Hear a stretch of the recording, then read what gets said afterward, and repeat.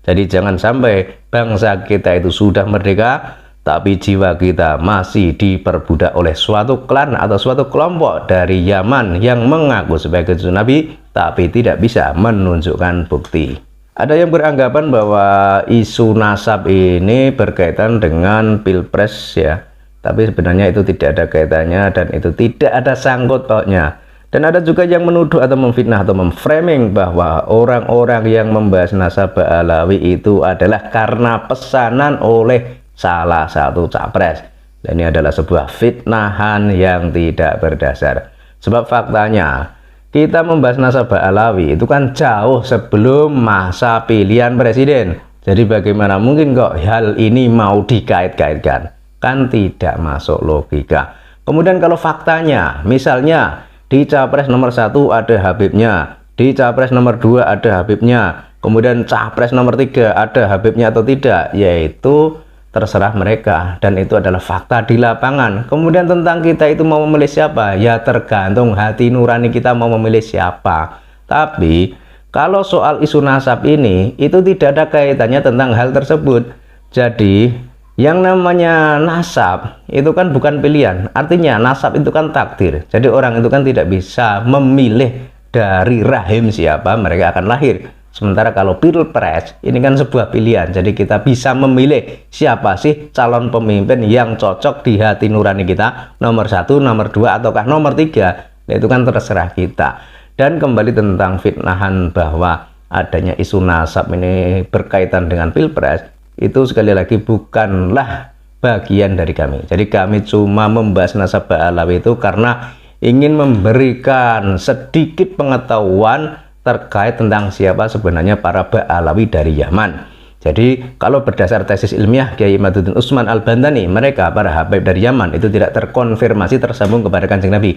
Kemudian berdasar sejarah juga tidak terbukti, sementara berdasar tes DNA juga mereka tidak berani.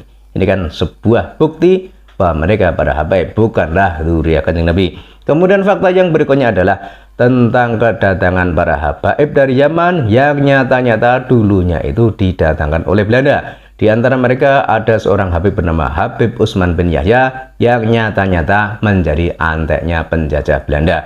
Logikanya, kalau mereka para habaib ini benar-benar dzurriyyah Nabi, tidak mungkin mereka mau bekerja sama, apalagi sampai mendukung yang namanya penjajahan di muka bumi ini.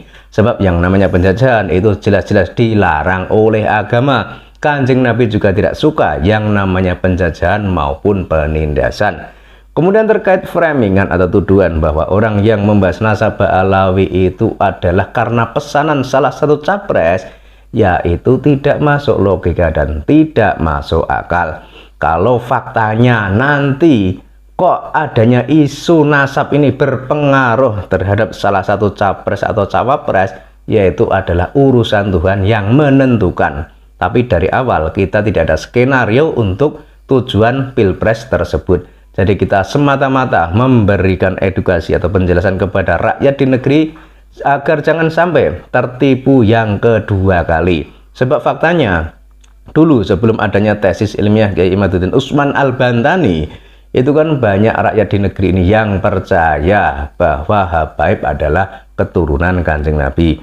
Dan bahkan ada juga yang rela memberikan harta, benda, waktu, tenaga dengan sukarela cuma karena percaya mereka adalah keturunan Kanjeng Nabi dan berharap mendapat berkah, berharap mendapat syafaat dan lain sebagainya.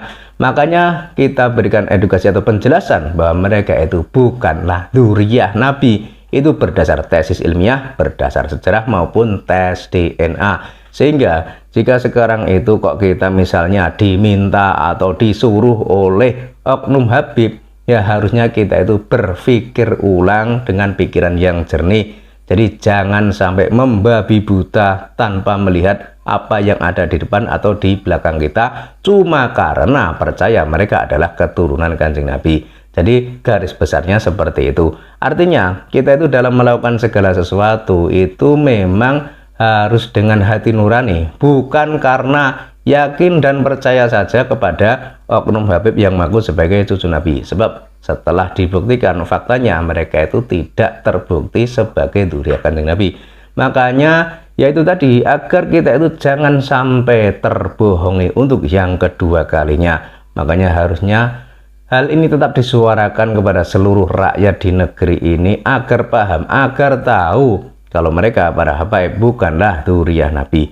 Kalau dalam kehidupan keseharian tetap berkawan ataukah tetap menjadi satu bagian dalam suatu capres atau cawapres, yaitu terserah mereka. Tapi harus digarisbawahi tadi bahwa mereka para habaib itu bukanlah dzurriyyah Nabi. Jadi itu ya intinya ya. Makanya sekali lagi tidak ada kaitan antara polemik nasab Ba'alawi dengan pilihan presiden dan wakil presiden. Kemudian nanti siapa sih calon presiden atau wakil presiden yang akan kita pilih? Ya tentukan saja sesuai hati nurani Anda. Sebab kalau kita lihat di capres nomor 1 ada Habibnya, capres nomor 2 ada Habibnya, capres nomor 3 ada Habibnya atau tidak kita juga belum tahu.